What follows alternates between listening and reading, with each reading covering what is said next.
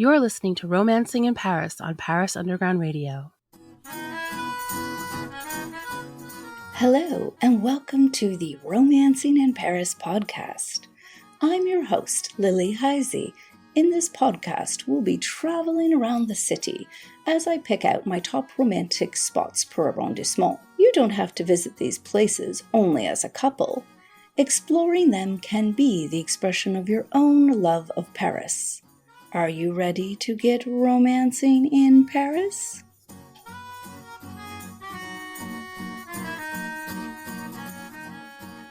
After a few different sorts of episodes which covered specific themes, in this episode of Romancing in Paris, we're returning back to discover a top most romantic site per arrondissement of the city. Therefore, today's episode will take us back to the first arrondissement. In our first round, we visited the beautiful and historically fascinating Palais Royal and its secret garden.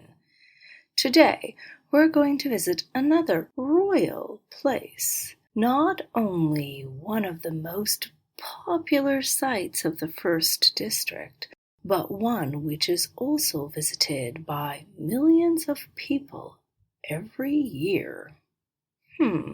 Wait a second. How is such a frequented place romantic?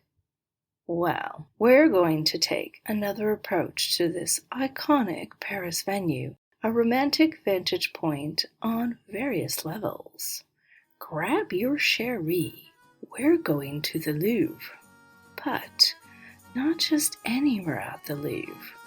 We're going to la Cour Carrée.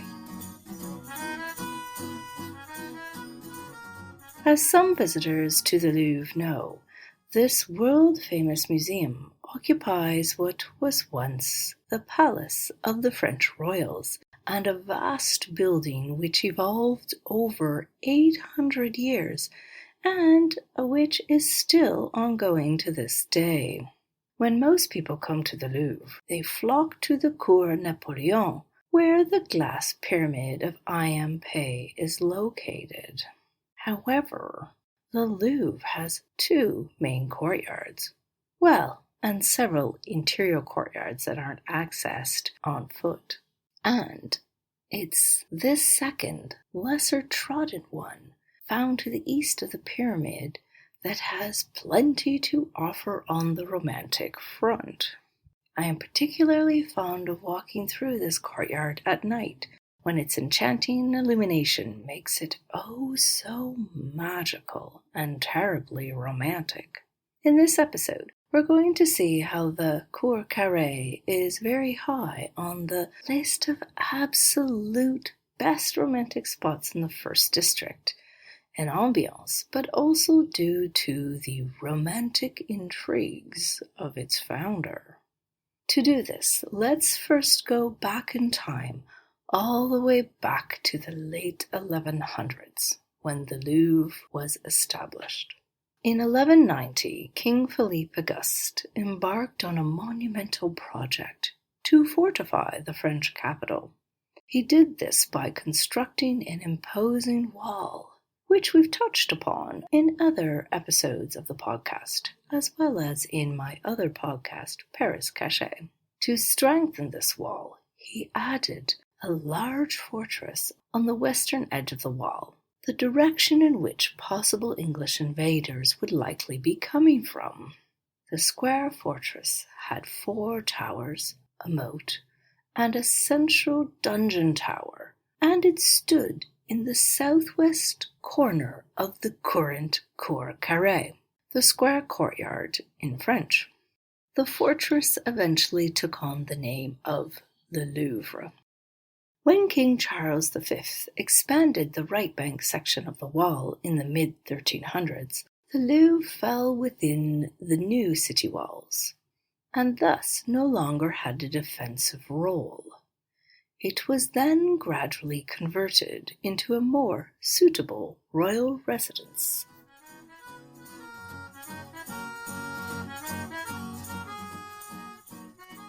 After discovering the Italian Renaissance while being held hostage there in the 1520s, King Francis I embarked on a vast renovation project of this Louvre castle, which started with demolishing the dungeon.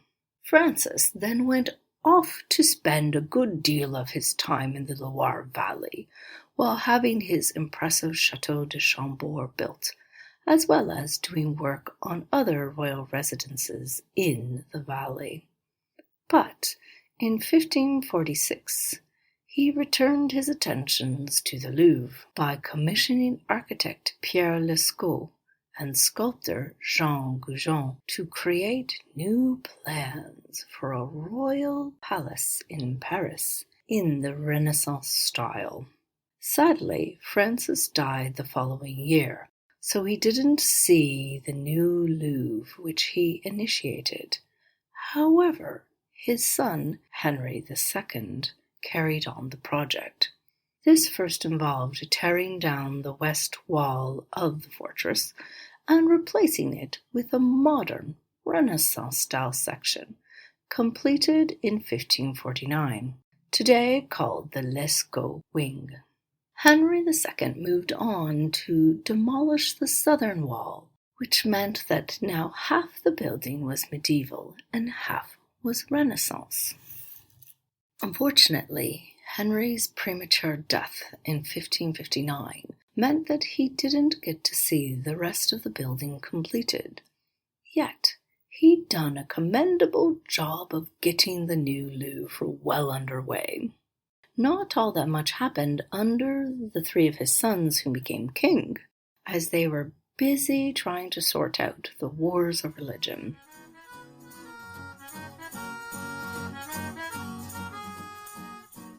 Then, when Henri IV, or Henry IV, rose to the throne, he strove to connect the Louvre with the palace Henry II's widow, Catherine de' Medici, had built for herself to the west of the Louvre and outside the city walls, called the Tuileries Palace. Henry IV did this by creating La Grande Galerie. Therefore, work on the Cour Carrée side of the complex didn't pick up again until 1624, when his son Louis XIII had the north wall of the ancient fortress torn down and hired architect Jacques Lemercier to create a new wing, similar in appearance to the west and south wings designed in the 16th century. The Cour Carrée was finally boxed in under Louis XIV, who we all think of as being associated with Versailles, but he also, too, worked on the Louvre. He had the east wall demolished and hired Jean-Baptiste Colbert, Louis Levaux, and Claude Perrault to build the new wings, which are also similar in design to the previous Renaissance wings, but with a grandiose neoclassical colonnade along the eastern facade which faced the city. When finally completed, the Cour Carrée became a square of approximately 160 meters on each side, with 8 wings thanks to double interior courtyards. Au revoir, medieval fortress. That is, for a few hundred years, until its foundations and moat were discovered, first in 1866, and then fully unearthed and made part of the museum during the renovations which were undertaken on the complex in the 1980s, which too brought about the pyramid. Now, although it was Francis I who'd originally embarked on the construction of the new palace, the first section can be owed to Henry II. Therefore, I thought it would be interesting to learn a little bit more about this king, especially about matters of the heart, as it was Henri II's relationship with his main mistress. That's one of the most famous love stories in French history. She was Diane de Poitiers. Of course, back then marriages were pretty much arranged and often to solidify political alliances. Therefore, in an effort to create stronger ties with the Italian Duchy of Florence, Francis I had his second son, who was not intended to be king, Henri, married to an Italian noblewoman of Florence, Catherine de' Medici. However, Henri's heart was soon to be seized by Diane, an aristocrat from an important French family. Diane, who was married to Louis de Brezé, came to court as a lady-in-waiting to Queen Claude, then to Francis I's mother, Louis de Savoy, then to Queen Eleanor of Austria. After the death of her husband in 1531, young Prince Henri, 14 years at the time, and recently married to Catherine de' Medici, fell madly in love with Diana, and the two began a relationship which would last until Henri's death. Diane wielded a substantial amount of power and was the unofficial Queen of France. But she was not the only woman who pulled on the heartstrings of Henry. The prince and then king had a few other relationships. The first one was with Filippa Ducci, a noble woman from Piedmonte, whom he had met on campaign in Italy in 1537 before becoming king. The next year she gave birth to a daughter, who Henri wanted to call Diane in honor of his official mistress. Philippa and her daughter came to live in France in 1541. He legitimized Diane, and she had an official position at court, as well as substantial lands.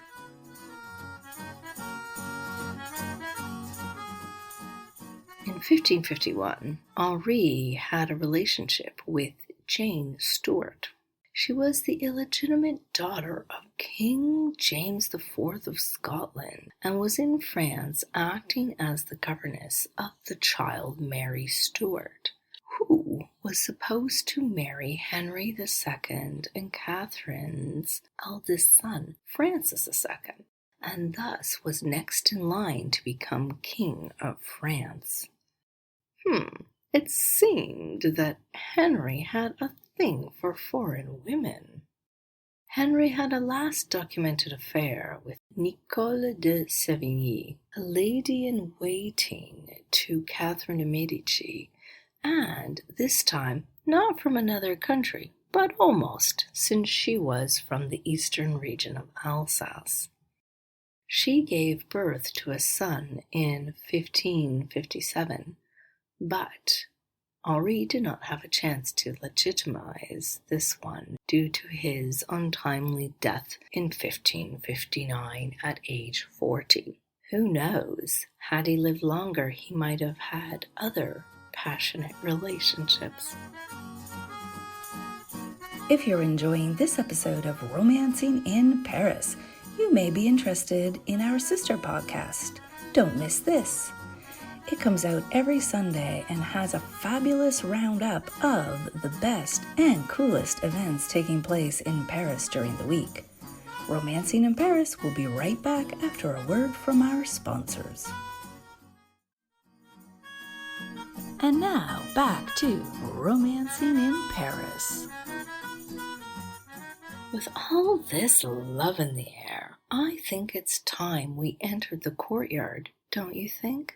As I mentioned before, I highly recommend coming to visit the Cour Carrée at night, as this is when the courtyard is at its romantic height. My favorite suggestion would be to come via the passageway from Rue de Rivoli, which provides a high degree of wow factor. Coming from the Cour Napoleon, where the pyramid is also nice. In the evenings, you might be treated to some live background music, as there is often a violinist or perhaps a saxophonist playing under one of the passageways, and echoing through the courtyard. The lighting is simply sublime and is guaranteed to get plenty of oohs and ahs from your chérie. If you would like to explore a little more, you can walk along the north and western walls, admiring the sculpture work and looking out for the monograms of Henry II, Henry IV, Louis XIII, and Louis XIV, which are labeled on the sections which each of them built during their reigns. As I said before, few people make their way through here, which adds to its romantic appeal. This is especially so during the day, when most of the masses who visit the museum only ever stay on the other side of the pyramid. Once you finish in the Cour Carrée, you can carry on your romantic stroll in through the Cour Napoleon, if you like, especially if it's in the evening, and you might see a few more people, but at night it isn't too bad. Or else walk under the southern passageway, which would take you to the Pont des Arts, one of my favorite romantic bridges in the city, which I covered in the last episode of the podcast, and which is also extremely picturesque in the evenings, when you have a soaring and twinkling view of the city from atop the bridge. Nearby, there is also a set of steps, which takes you down to the walkway along the river. If you start this way, I do suggest pursuing the walkway to the east. But before you do, at the bottom of the bridge, turn around and look back, where you will be treated to a lovely view of the sparkling Eiffel Tower. Parts of the Louvre are covered in my short story on the museum in my book, There's Only One Paris. If you would like more information about it, or other amazingly fabulous romantic things to do in the first arrondissement or in other parts of Paris, please check out my website jetemmeneither.com. Thank you for listening, and happy romancing in Paris. This episode of Romancing in Paris was produced by Jennifer Garrity for Paris Underground Radio. For more on this show and shows like it, please visit parisundergroundradio.com.